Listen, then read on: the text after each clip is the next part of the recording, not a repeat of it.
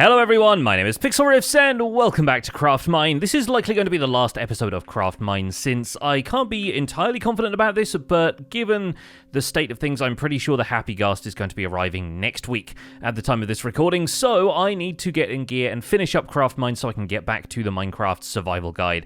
We're going to dive into a bunch of the regular worlds, although I think I'm going to skip through the gameplay of most of these so we can get to the challenge mines, if there are any of those we have not yet encountered. But basically what I'll be doing is just sticking on a bunch of the more tolerable challenges that get us extra XP so that we can put some more of that into the Minecrafter, just in case there are any like achievements or anything else that unlocks as a result of pumping more experience into this. I sort of want to see what the upper limit is, to be honest. And then I want to see what's at the end of the labyrinth, because at the moment we have a decent path through the labyrinth ending in this one room with the very difficult to see walls, but the walls that I know are there because you can kind of see them if you look at them in third person. But this one's got a lot of challenges in it, including Eternal Night and explosive traps, so I'm pretty sure I'm just going to head straight to an exit as soon as I can find one. Let's hop into the world and get going. There we go, got one mine down. Absolutely amazing we survived that considering how much threatening stuff there was, but most of the time I survived by just not staying close to the ground. This one also has TNT traps in it, so I'm not going to linger here for that long.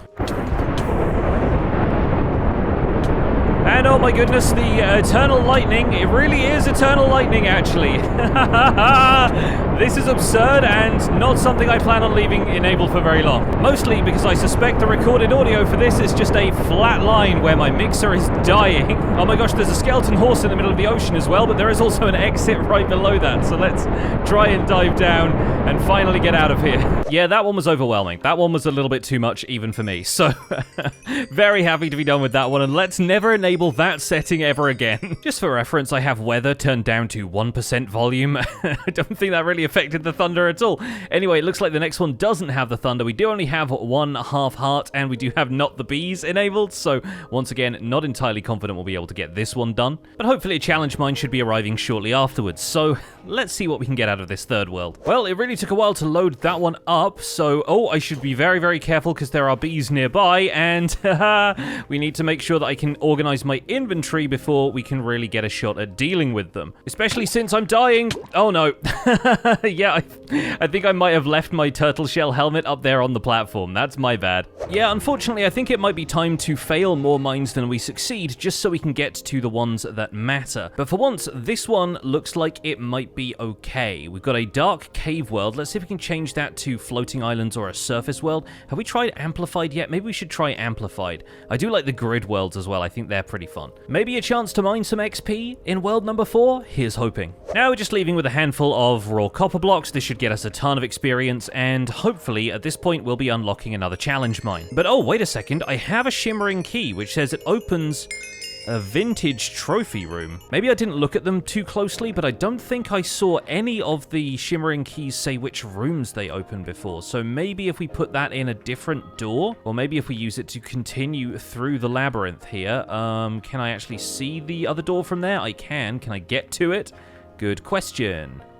Nope, there it is. Okay, we can open that now, and oh, right, so this is the room where you're supposed to deposit some of the trophies, I guess. I'm gonna have a really hard time getting to it each time through the invisible wall room, but yeah, maybe we should look out for, in future, worlds with shimmering keys giving us actual rooms that they open. And I believe that's the first time a regular world has given me a shimmering key at all, so that's good to know. And next up we have, Spooky Scary Skeletons is back. Okay, well let's see if we can unlock a little bit more XP on the learning tree here. We can also unlock Perlomaniac, which I think, yeah, does seem to be the end of that. I hope we don't end up getting too many ender pearls though, because my inventory is already pretty cluttered when we enter one of these worlds.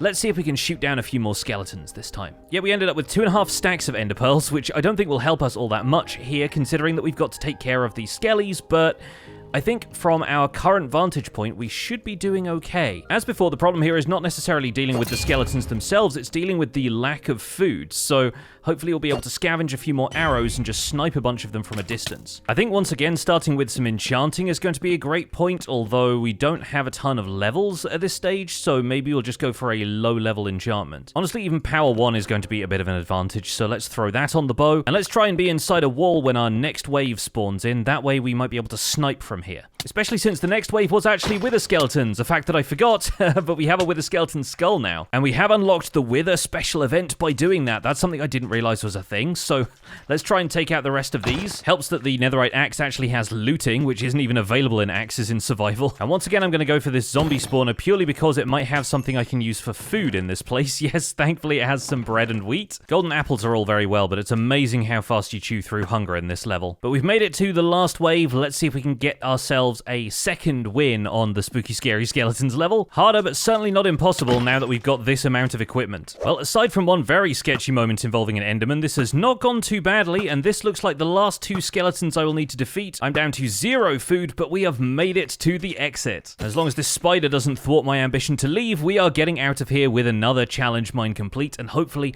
another fast track to a shimmering key. Yes, there we go! And we also unlocked nether forest biomes thanks to that Enderman dropping a warped fungus. Now, does this say... okay, so maybe I didn't notice this initially, that each of these shimmering keys opens up an area that's got a specific name to it. I guess at this point I can just bring all of my trophies with me, because let's be real, I'm not returning to any of these worlds anyway, so it makes no sense to mark which mobs we found there. I'm just about understanding my way through the labyrinth to this trophy room, so yeah, we got a few Wither Skeleton trophies we can put here. So here's our current Minecraft Funko Pop collection. We have a bunch for the Wither Skeleton, actually. We got 3 for the bees, 3 for the spiders, 2 zombies, a creeper, 2 skeletons, an enderman, a chicken, and a cow. And it's kind of strange that these are so big when the rest of these are so small, but I think that's just the size of the mob. Anyway, where is our trophy room going to lead us? That's going to lead us through here to this house, I guess. Looks like a house from a village, actually. I'm pretty sure this is a tiger village house, but it's got a lectern in it that says... Dear Bob, I hope you're doing well. I heard some disturbing news and I wanted to ask what happened to... and then nothing. That's very, very funny. Although if we take the book out, I know lecterns do have some redstone functionality, but it doesn't seem like that's really affecting anything here. Can we break this, by the way? Oh, it seems like we can. Okay, so in theory, you could make a house from some of this stuff, and I don't think there's ever any chests up here, but... yeah, we could break this and turn it into tools. I guess some of the previous rooms like this one did have wooden floors, although I'm not certain the intent is to, like, break out of the matrix by crafting stuff. Then again, you never know. We do have the opportunity to craft stuff here, so sure, why not? This room at least has a cobblestone floor too, and the house beyond... even though it's a comfortable-looking house, doesn't necessarily have anything I want to keep, so let's break out some of the unnecessary cobblestone from inside the walls. We've got torches and stuff here too, of course. And that's enough to get us up to a stone pickaxe, but I don't know if we'll find anything more valuable that we need a stone pickaxe for. I'm just kind of curious if this is going to ultimately lead anywhere. I'm also curious if there's anything up here on the roof, but it doesn't seem like there is. In fact, the world actually tops out there. I can't get any higher, and it looks like the top faces of that aren't even rendering because there's a ceiling of blocks there. And I suppose having a stone pickaxe means we could mine up some of the stuff inside the End City ship, although I don't think we'll find too many secrets here either. There are, of course, some chests that we can store stuff in so that our tools and stuff don't get erased while we go back to the main hub and search for new worlds. In fact, at this point we have the nether forest biomes present here, so it looks like we might be getting some more stuff out of those. Hopefully we get the more opportunity to pick some mushrooms. I still have never found a village. It says buy stuff from a villager and the lodestone will guide your way. So I'm actually kind of curious if we can do something with that. In the next one, I might even try to get to the nether, provided that this world doesn't have too much stuff that can kill us. We're dealing with 1 HP again though, so chances are we're going to get killed very, very easily. No time like the present, though. Let's dive in. Oh, and I like the terrain generation of this one. Everything being made out of these larger cubes is quite fun. Yes, okay, it looks like there's lots of lava down there, so hopefully we can make a bucket. And in these higher elevations, we should find some iron. Oh, we have some surface nether biomes over here, though. Let's go and check these out. Of course, they're right next to a pale garden. Now, we do have the beacon for an exit around here, so it looks like we might be able to leave if we need to desperately, but I'm sort of curious to check out the nether stuff. Plenty of mushrooms we can pick around here. They don't get us a ton of value, it looks like, yeah, but frankly, I don't think we're going to need too much XP at this point. There are animals around for food, though, so it's not the worst thing in the world if we gather a little bit of food and just see if we can get to the nether. Wait a minute, we have a lodestone compass here. Is that now pointing towards the village, or does that just point towards the nearest exit? I can't remember. Yeah, that seems to point towards the exit. Okay, never mind. I was wondering about the lodestone thing it mentioned when it talked about villages. Anyway, not to worry, back to task number 1, see if we can get to the nether in this lava-filled landscape. We can certainly do it the old-fashioned way by pouring some... Oh, Oh no, we're in an ultra warm world, which means we can't place buckets of water. So that might actually be the reason we can't go to the Nether at all, which is why the Nether biomes are being brought into the overworld. Well, that makes sense, although it's a little disappointing. In that case, I think I'm just going to hop on down here, drop myself next to an exit, and leave the world. Because having half a heart with all this lava around makes me a little too nervous. And now I still have half a heart, which means I could very easily die in the hub world. Let's get the remainder of this unlocked, and it still seems like there's more to go there. By the way, some folks did let me know that I was unlocking the crafting table thing correctly by making like a stack of crafting tables. You just apparently have to shift click them out one at a time instead of shift clicking the entire thing. So let's see if we can do that here in this grid world. Although this time the grid world's elevation is at 6, which means we're getting a lot of slime spawning. Looks like there are deep dark biomes basically everywhere too, so I'm a little worried we'll run into the warden. With my current health threshold, it doesn't really feel like an encounter I want to happen. So maybe we should make for an exit also. Although I am just incredibly curious to see if we can unlock that Artisan crafting feature I've heard mentioned. Even in a super flat world, slimes are only ever going to spawn in slime chunks, so we're at least far enough away from any of those that they won't be an issue, and I think some of them might be falling down the holes. Alright, here we go, almost at a stack of crafting tables. Did that work? Has that unlocked it for us? Or do I need to single click an entire stack of crafting tables out of the crafting interface myself? Oh god, I just went too close to a Skulk Shrieker, and yep, we're getting the darkness effect. The warden is approaching. But I was thinking we might need to do it a different way, right? So if we have a bunch of stacks of spruce wood in our inventory, let's just see if we can chuck a couple of these items into the void real quick. Let's say if we have 4 stacks of planks like this, do I need to click them out of the crafting interface one at a time like so? If so, I'd better do it quickly because I can hear a slime sneaking up on me. Okay, well, we've done it several different ways. Let's head for an exit, and here's hoping we've unlocked that skill from the skill tree. Oh, looks like we got a decent amount of XP out of that, and we have 2 worlds on us actually because I forgot to put the last one away, but did that unlock the crafting table? It did! There we go, okay, and we're just shy of the XP we need for it, actually. And the next world is an eternal lightning world, so I'm going to make it a grid world purely so we can get out nice and easily because the surroundings are nice and open. Don't expect to hear any audio from this next one, by the way. Okay, we found an exit, so thankfully I can get out of this place. Yikes. There's so much going on here, but we made it. Oh my goodness, right, that's an absolute abomination for the ears every single time, but there's our 50 levels, and that means we can finally buy Artisan Crafting, just in time for another world which is probably going to absolutely destroy me. This one's got the bees, but at least we don't have TNT traps or 1 HP, so let's give this a try. Okay, we're in, and here's how Artisan Crafting works. It leaves some ingredients behind when you craft stuff, which means if you wanted to, we could turn this lapis block into a bunch of additional lapis, and sometimes when uncrafting a lapis block into 9 lapis, it's actually going to leave me some, although, oh, hang on, we're getting lasered by guardians. Maybe I shouldn't do this here. Yeah, we have a mine exit right down there, so we got a very clear route out of here. If we want to completely resolve our XP concerns, all we have to do is turn all of this lapis into a block, turn the lapis blocks back into more lapis, and even put them back in the crafting table to put even more lapis on the grid, and then we can turn that lapis into even more. We should basically empty out our inventory right now. Yeah, here we go. There's a nice lava patch over here that we can do that with nice and easily. And of course the bees have found me. Oh no. Of course we had to be in a birch forest. But as I was saying, we're just going to dump everything out of our inventory, including the elytra, these extra arrows and whatnot. We're not really going to need any of it. Then if we keep crafting and uncrafting these blocks of lapis, we'll get a bunch more lapis that we can reuse every time. I'll admit it is a little bit tedious to do this because sometimes it doesn't give you absolutely everything from all of these lapis blocks to uncraft. But from those 27 lapis blocks, we have enough to craft nearly a full stack, and you can see where this is going because it makes even more than a full stack. Oh, and we have spacebar crafting as well, so that's going to make this a heck of a lot easier. But shortly after that, give or take a few bee stings, we have basically a full inventory of lapis, and that we can craft back into lapis blocks, and obviously we can craft that whole thing again if we want to, but at this stage, I think we've got enough lapis blocks to last us a lifetime's worth of XP. So I think the only thing that remains is to head back to that underwater exit and just leave this place with all the XP we could ever need, provided that we don't get shot by guardians in the process. So let's hunker down here somewhere, and that's 5.5 stacks of lapis that will be converted directly into an absolutely absurd amount of XP. We've basically broken the game at this point, but the game has now become get through the labyrinth, so I'll wait for the rest of this XP to absorb, which should take, I don't know, about half an hour. Oh, you know, just a casual 1,000 levels. 1,030 something at this stage. It's really not going away. Like, the XP orbs are chasing me around at this point, and the most ironic thing is, I can't even use them on the crafter because at this stage, it's giving me the Enderman special mine again. I can use it to unlock getting more XP from each mine, which gets us a completed challenge. Just completing the knowledge player unlock tree. We have completely aced this section now, and there's only one section here, which is something about unlocking the spellbook, which is a mechanic I still never quite figured out. But there we go, the jingling has stopped at 1,041 levels, all of which we potentially squander if we go into this mine and get killed by something. But considering this was just the one Enderman in this mine, I don't think we'll have too much trouble, and it will get us another key. Although people did say there was something more to this one, so perhaps we should keep our wits about us as we tackle the Enderman. The Enderman is going to spawn shortly, and we have a couple of other things that I need to pick up real quick, just to make sure I don't get killed by any of the surrounding mobs, and I would actually kind of like elytra to see if we can explore a little bit afterwards. But once the Enderman spawns,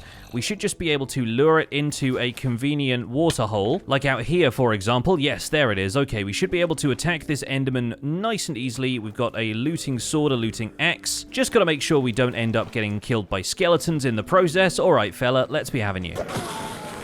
There we go. Okay, the exit has spawned. We defeated the Enderman, although some folks did say there was something else to this level, so maybe we should fly around a little bit with elytra and find out. Is there anything underground that we should be looking for? No, it doesn't seem like it. Oh! At last, there's a village here. That might be what the whole thing was referring to, and maybe I can sleep in a bed here. I have some hay bales. Please tell me there's a farmer villager somewhere in here, because yeah, if we got to trade with them, that would be amazing. I don't see any profession blocks even, though. I don't really see anything that will allow us to trade with them. Oh, there's a brewer over here, and we have some emeralds. Okay, maybe we can do that then. Where's the cleric at? Let me see if we can trade them some emeralds, and there are, of course, loot chests here, so we can always grab a couple of other things. Hopefully, the iron golem will be able to protect the villagers while they rest, and looks like most of these villagers are currently unemployed. There's a librarian here as well, so there's got to be a chance we can get hold of some trades from them. But I wonder if we're simply expected to last out the night so we can get hold of some trades. No, the night seems eternal. Interesting. So happy we finally found a village, though, and yeah, at this point we're actually getting a bunch more wheat because of the artisan crafting. We do have a second brewing stand, of course, from my potion brewing kit that we start out with, although they don't stack together because they are technically different items with different NBT data. But let's see if we can maybe get a couple of the villagers in this house to become clerics overnight. Yes, okay, we do get one trade there. Fantastic. Does that mean we get anything, though? Doesn't look like it. I don't seem to have any option to trade with them for other stuff. I wish there was more wood around here so that we could maybe build a composter and see if we can trade with a farmer. But I believe trading with villagers was supposed to be the way you got things like illagers, so I don't know, maybe we can find some wood somewhere on this map. Perhaps even another village that might have a farm there. Yes, okay, there's another desert village here. Let's hope that they've got something in the way of composter trades. Yeah, there we go. We've got a couple of composters here that surely we can recruit some farmers with. Well, one of the villagers in here is a nitwit, so that's not especially helpful. Let's see if we can get one of them to be a farmer, though. This camel is sat down in front of his door and he can't leave, which is actually really funny. Nope, farmer trades seem to be a lost cause after all. So maybe we are supposed to explore a little further and find a village in one of the other maps, but frankly, I'm curious what the other thing we can get from the Enderman map is, if not this. I'm happy we gave it a try, though, and I'm also happy we should be able to complete this mine and return home with another shimmering key. Yeah, I'm really curious about how you end up getting these extra ingredients for illusioners and pillagers and stuff, but I do wonder if maybe it's about cartographer villagers, because it says the lodestone will guide your way, and maybe you buy a map or you buy a lodestone compass that leads you to a structure like a woodland mansion that would contain these illagers. Either way, the latest shimmering key says it opens the relax room, and now we have a house. Surely we should have a relax room. Out the other side of our house, let's open that up, and oh yeah, it's a lovely relaxing spa, and there's a jukebox in here, even though, oh, it does have music desks, and it does say Tone Deaf Rebellion and Action. What is this? I have my jukebox and note block sounds off. That was a bad start. There we go. Well, that's pretty fun. Little carousel waltz, I guess, and once again we're in a room with 4 doors. Curious why that one had a clapperboard as an icon instead of the music disc icon, but who knows, maybe there's a secret to be found there that I don't really have the time for. The other thing I'm curious if I have the time for is leveling up the Minecrafter even further, and frankly I don't think I do. So I figured I'd spend a bit more time going through some of these levels and just grinding my way through, trying to get some more keys in the meantime, just to speed things up for the video, and I ended up doing spooky, scary skeletons again, which went well up until this point, because, unfortunately, it seems to have spawned the final wave of wither skeletons and regular skeletons on top of the roof of this cave level beyond the bedrock. And there are, as far as I can tell, no glitches in the terrain generation that allow me to get through the bedrock, except by the means that we would normally access it via the nether roof. So I'm going to have to try and find either an area that has two pieces like that kind of side by side. I think this one might do. Yeah, that's at 127. Okay, so I should theoretically be able to ender pearl onto a slab there and jump my way up, but the other option is finding some wood, probably from the starter platform, creating some ladders, and ender pearling onto a ladder. But I think I can do it this way. I'm going to have to act pretty fast once I get up there, though, because there are a lot of skeletons patrolling, and most of them are going to be real mad at me. I think a couple of the regular skeletons did burn in the sunlight a second ago, but fortunately now we have enough ender pearls that this should be possible, and yep, we are up on the nether roof. Oh my goodness, and it's absolutely covered in skeletons as expected. And I call this the nether roof, even though this is just the bedrock ceiling of the cave level that had generated here, but I can't not call it the nether roof for some reason.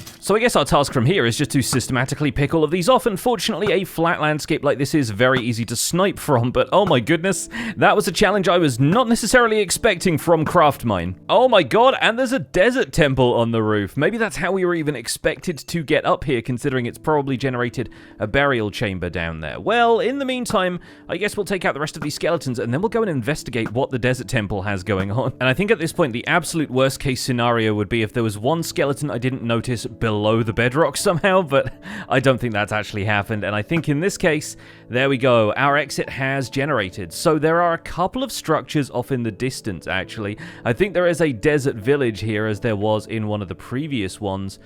Is that a ruined nether portal or something? There's another structure right here that I'm very confused by. Yep, that's a ruined nether portal, including the loot chest for it, which is kind of wild, actually. Although ruined nether portals in the bedrock roof might be a good idea for anybody who wants to get back down. Oh, and I guess there is technically probably a gap in the bedrock here, right? Because nope, that has replaced some of the bedrock roof, but not all of it. There are villagers up here, which is kind of cool, and the sun is coming up, so we might even have an opportunity to do some villager trading. There's a pillager outpost up here. This is where all of the structures have gone. They've put them all on the nether roof. This is kind of incredible, actually. Also, I figured out that the Shaz boots let you sprint like that, which is pretty fun. So I don't really have a great deal of food. I guess I could have pilfered some of the hay bales and stuff from that village, and there's another village off in the distance. Okay, that works.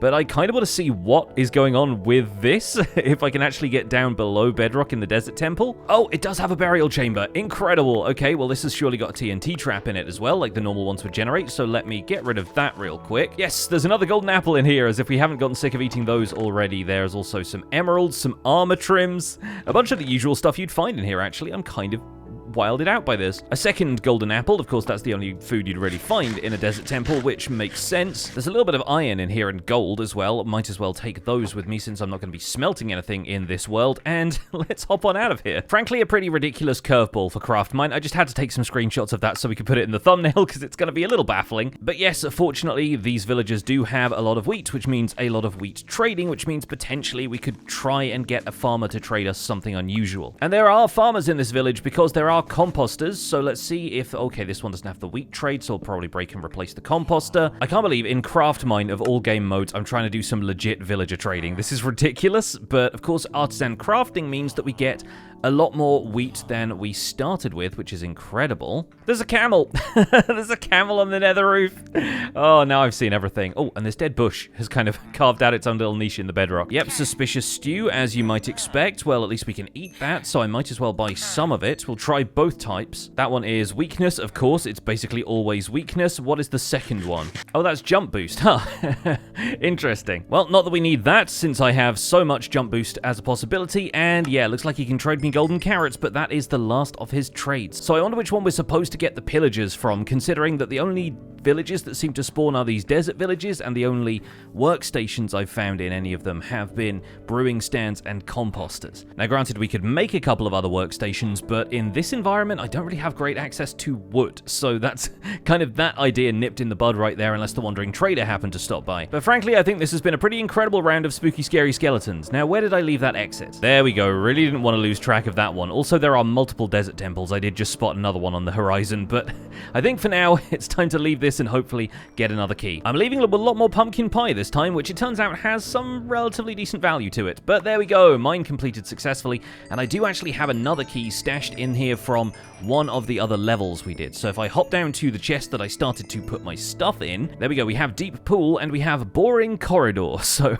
let's see which one of those we'd prefer to do. We're going to continue in a straight line from where we left these, though. This little music disc room is a fun one, but we're going to go straight through here, open that up, and this is, I presume, boring corridor. Yep, and deep pool is the next one. Actually curious if I break the glass if there's anything behind here or something, but no, it doesn't seem like there is. Okay, and deep pool looks like quite a large room. Oh, bit of prismarine, and let's see how deep the pool actually is. Oh my goodness, that is quite deep. Yep, we get to about about there. Maybe 20 or 30 blocks under the surface? I couldn't really tell. And there are a lot of exits to this room, of course, but that just means more places we could put another room in the labyrinth. Okay, we now have a new challenge mine on the radar. We've got small but deadly. This is one I have not encountered before. It just says better have good aim, so this seems like some kind of target challenge. I'm wondering if we're meant to be shooting bats or something, which would probably be kind of the worst, but I guess we're about to find out. Is this going to be a baby zombie challenge, maybe? Well, either way, a wave is incoming, and we've got a bow, so I guess all we can do is use it. Okay, mobs remaining. Oh, silverfish. Oh, God. That's actually kind of the worst. They're certainly glowing, but they also have some particles coming off of them, which makes me nervous. Hey, at least I'm up in the trees, so we don't need to worry too much about them getting me up here. For all their faults, silverfish have never been the strongest climbers, but they seem to be aggro on me from quite a range, so I think we can at least dispense with them pretty easily. And maybe that potion particle effect is just from the glowing effect, now that I come to think about it. I think I was taking the deadly warning slightly more seriously, unless there's some kind of death snail effect going on here. I think, amazingly, they're also eliminating themselves every so often by climbing into stone blocks. So maybe we can get away with just letting them all do that. There we go. Okay, next wave incoming. Let's see if this has any more curveballs to throw at us. What if the next one is endermites? And as I predicted, there are some baby zombies, or at least it looks like baby zombies. Yep. And they're wearing outfits that make them look a bit like the silverfish. I'm hoping I can kind of Pied Piper this a little bit and see if I can just get them all to drown themselves in the river. Although I've spent long enough in this level that night is falling, and I'm really hoping we don't just get regular mob spawns on top of this. Well, there's an enderman there, so it turns out we probably do. Okay, time to stick to the treetops then. Okay, the final wave is coming. Let's see if we can get to somewhere slightly more advantageous for me. I wonder how it feels about spawning them out in the water.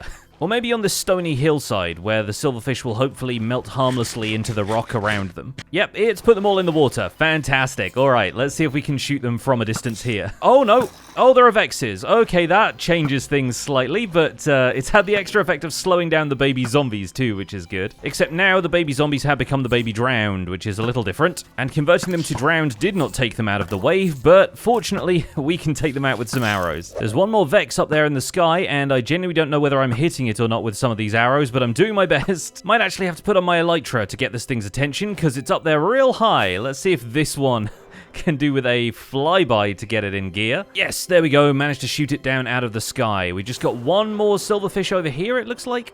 And there's one more lurking out there somewhere, probably adjacent to the shoreline. Ah, yes, there it is, over here in this cluster of dark oak trees. Staying wisely out of the water. There we go. That's our exit. Looks like we're all done here. As with the other worlds, I'm not certain if there's something we should be looking around for, but frankly, I don't think I have the time. There we go, small but dead. Really happy we got that one out of the way. I wonder if there's a place we can look at what all these special events are. Obtain a crystal to unlock the Warden, destroy a Ghast with a fireball to unlock the Angry Ghast. Yeah, there's a bunch of them here, it looks like. We've at least got the Shimmering Keys. You need to eat a bunch of poisonous potatoes, which is kind of ridiculous. And if you can complete a mine with end biomes, it unlocks the Ender Dragon. Right. It seems like killing Enderman may be the key to that. You get Endstone as a base rock type, but you get end biomes from killing creatures that it usually takes to get to the end. Maybe blazes as well, so there is a bit of a progression there. But despite that, I think this is probably going to be the final key. I'm just running out of time for this series in general. Unfortunately, the next Minecraft update is just around the corner, and even though it's given us a room that's got some copper on the inside, I think we're basically done here. This could go on infinitely as far as I know. There could be any number of rooms to explore, and while it would be fun to unlock all of the ingredients and get to the end, I think I've had my fill of Craftmine. I will, however, archive this world so that I can come back to it in future if we feel like revisiting this, and of course with Java Edition, versions like this are going to stay in the launcher forever, so if you feel like relaunching Craftmine at any point, you have the opportunity to do so. But today, I've seen a lot of this, and I think, frankly, that's going to be where we leave it for the Craftmine mini-series. I didn't plan on spending this long on it to begin with, but here we are. But folks, thank you so much for watching my adventures in Craftmine. I hope you really enjoyed it. Survival Guide is going to be back really soon with the Happy Ghast update coming out basically today, so I'm looking forward to diving back into that world and getting back into some long-term projects there. But for now, thank you so much for watching Craftmine. My name has been Pixlriffs. Don't forget to leave a like on this video if you enjoyed it, subscribe if you want to see more, and I'll see you folks soon. Take care. Bye for now.